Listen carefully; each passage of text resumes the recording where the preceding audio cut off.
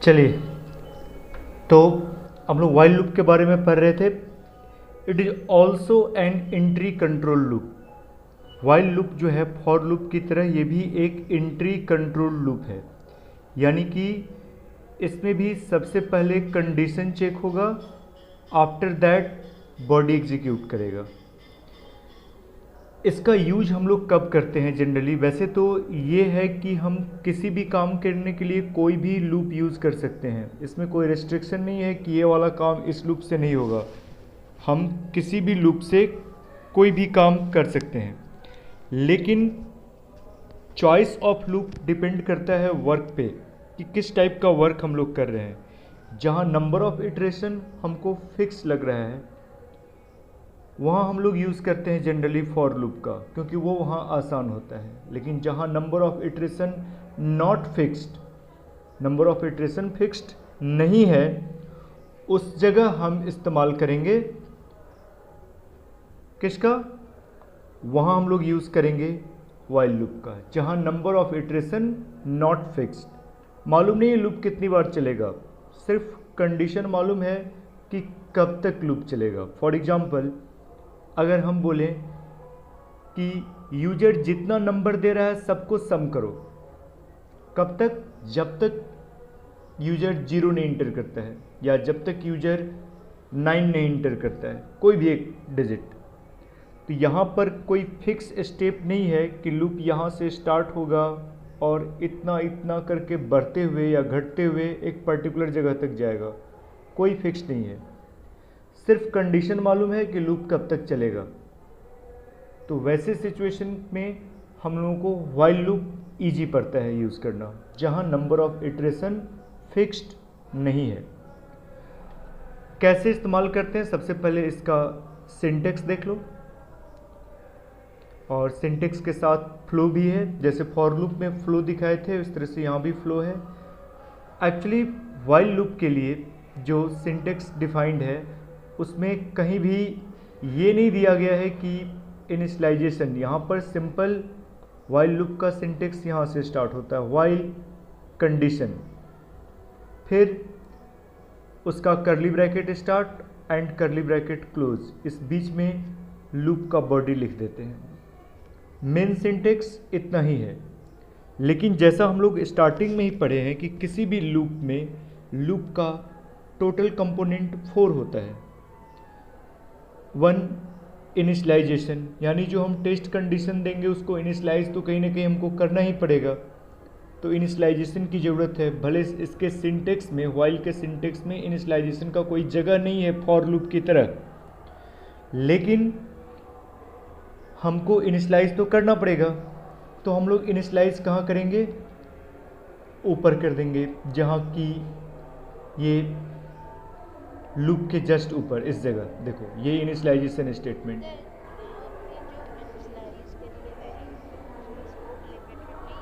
उसका scope limited नहीं होगा, कोर्स नहीं लिमिटेड होगा, क्योंकि वो लूप के ऊपर हो गया। एंड इनिशियलाइजेशन करने के बाद अब ये कंडीशन पे आया, तो फर्स्ट कंपोनेंट यहाँ हो गया, सेकंड कंपोनेंट यहाँ हो गया, थर्ड कंपोनेंट बॉडी है ही। और जो अपडेट के लिए इसमें फॉर लूप की तरह जगह नहीं है, तो अपडेट के लिए यहाँ पे ये देखो अपडेट एक्सप्रेशन, बॉडी के ही लास्ट में हम लोग अपडेट यूज़ कर लिए। जैसे फॉर लूप में देखे थे कि अगर हम लोग अपडेट स्किप कर जाते थे तो क्या करते थे? बॉडी के ही लास्ट में यूज़ कर लेते थे। तो यहाँ तो वाइल लूप में अपडेट करने के लिए कोई पर्टिकुलर सिंटेक्स में जगह है ही नहीं, तो हम लोग बॉडी के ही लास्ट में उसको क्या कर लेते हैं? अपडेट एक्सप्रेशन का इस्तेमाल कर लेते हैं।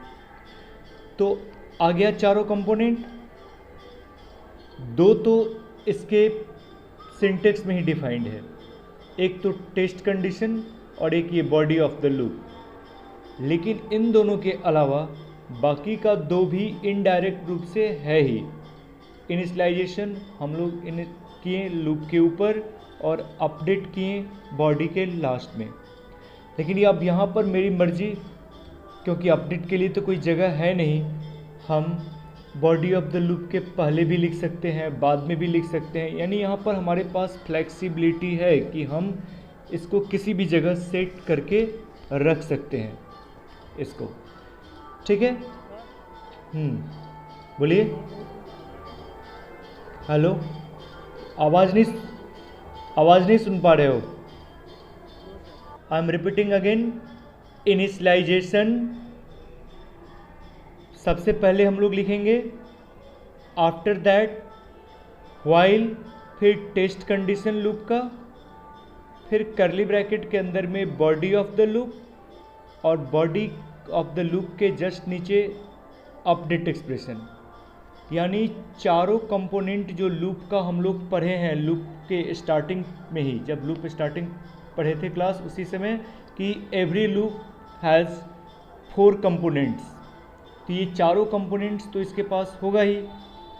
तो ये चारों कंपोनेंट्स को कहाँ कहाँ लिखते हैं वाइल लूप में? इनिशियलाइजेशन को इस जगह लिखेंगे, यहाँ कंडीशन लिखेंगे वाइल के ब्रैकेट में, बॉडी ऑफ द लूप करली ब्रैकेट के अंदर, और उसी के लास्ट में अपडेट एक्सप्रेशन लिखेंगे। फिर वर्क कैसे करेगा इसका फ्लो, ये इसके एरो को देखो। ऊपर से सबसे पहले किसके पास आया? इनिशियलाइजेशन के पास, और सबसे पहले वेरिएबल इनिशियलाइज हुआ, उसके बाद कंडीशन में आया। कंडीशन का काम होता है कंडीशन को चेक करना कि वो ट्रू है या फॉल्स। देखो कंडीशन से 2 बाहर की ओर रास्ता निकला हुआ है, एक नीचे जो ट्रू को रिप्रेजेंट कर रहा है, यानी कंडीशन ट्रू है तो नीचे बॉडी में आएगा, और अगर कंडीशन फॉल्स है तो ये देखो दिखा रहा है कि ये पूरे लूप के बाहर आ जाएगा।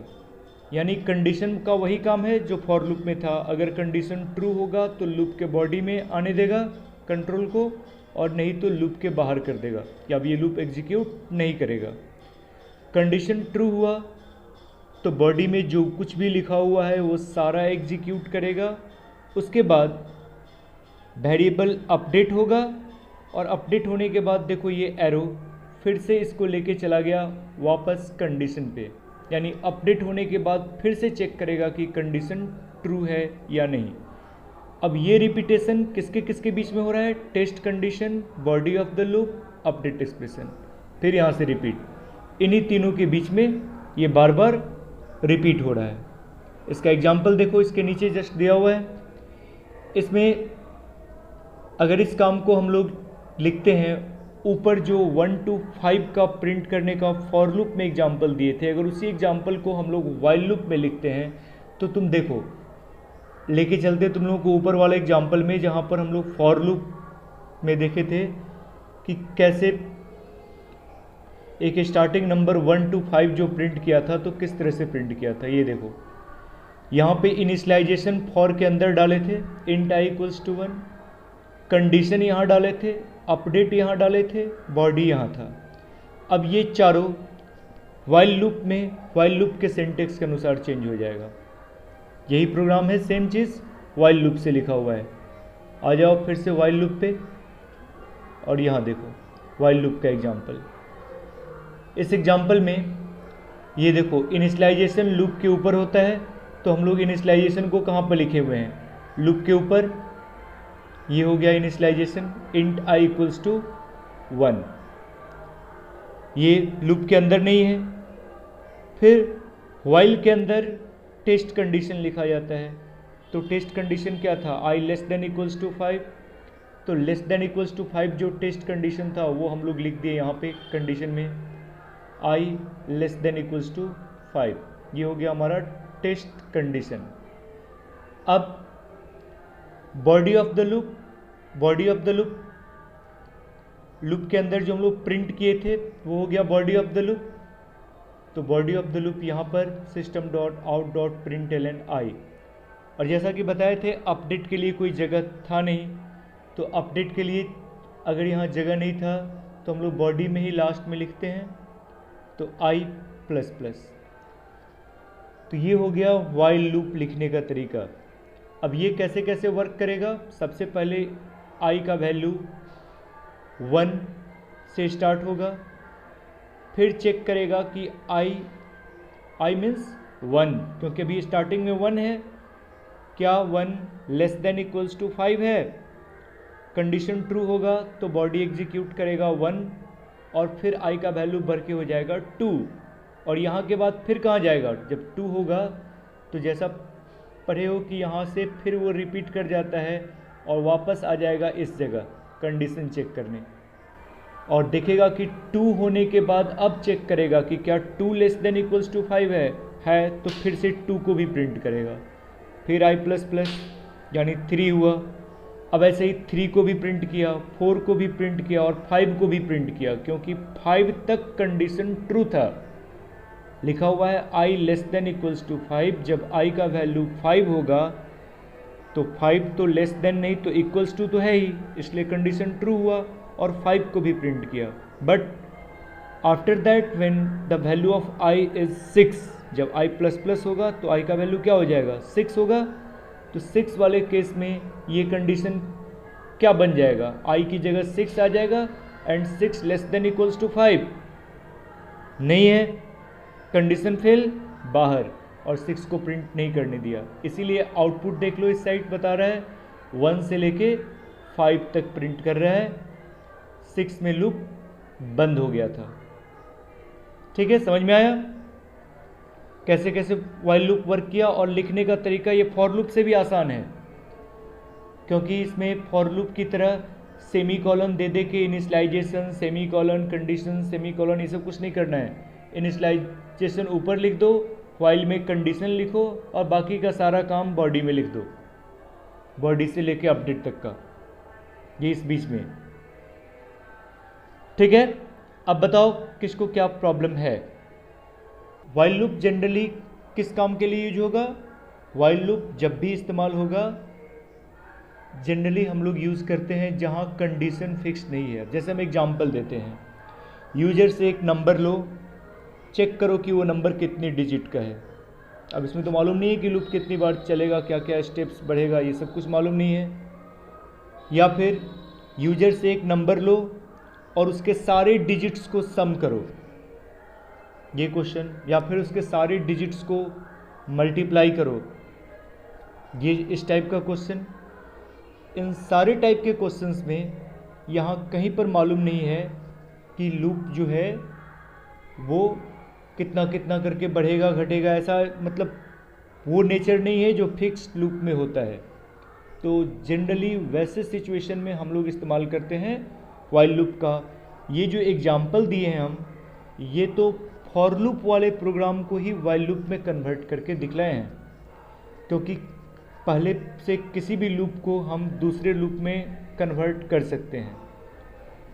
तो किसी भी फॉर लूप को हम व्हाइल लूप में कन्वर्ट कर सकते हैं और किसी भी व्हाइल लूप को फॉर लूप में कन्वर्ट कर सकते हैं। जो जैसे कि ऊपर हम लोग ये फॉर लूप बनाए थे और उसी फॉर लूप को यहाँ व्हाइल लूप में चेंज कर दिए। तो उस तरह से उसका सिंटेक्स समझाने के लिए हम ये बात बतलाए थे आप लोगों को। ठीक है, फॉर लूप में जैसा वेरिएशंस देखे थे वैसा ही वेरिएशंस हम लोग व्हाइल लूप में भी देख सकते हैं।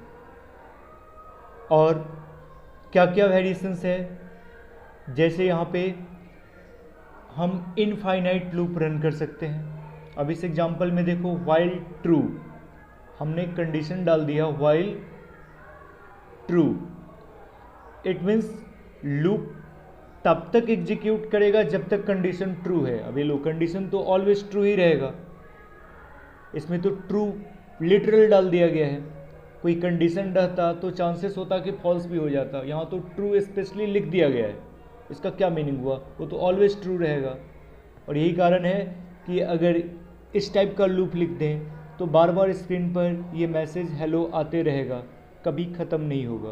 तो ये हो जाएगा फिर इनफाइनाइट लूप, जैसे फॉर लूप में देखे थे infinite loop. Second, while loop के अंदर कंडीशन में ज़रूरी नहीं है कि हम इंटीजर वेरिएबल ही यूज़ करें, डबल, कैरेक्टर जैसे फॉर लूप में यूज़ करते हैं यहाँ भी यूज़ कर सकते हैं। अलग अलग डेटा टाइप का हम इस्तेमाल कर सकते हैं कंडीशंस में।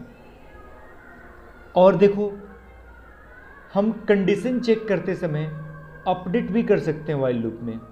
लुक एट दिस स्टेटमेंट, यहाँ क्या हो रहा है, while plus plus I less than equals to 5, यानी आई का वैल्यू बढ़ भी रहा है और चेक भी हो रहा है कि 5 से छोटा है या इक्वल है कि नहीं।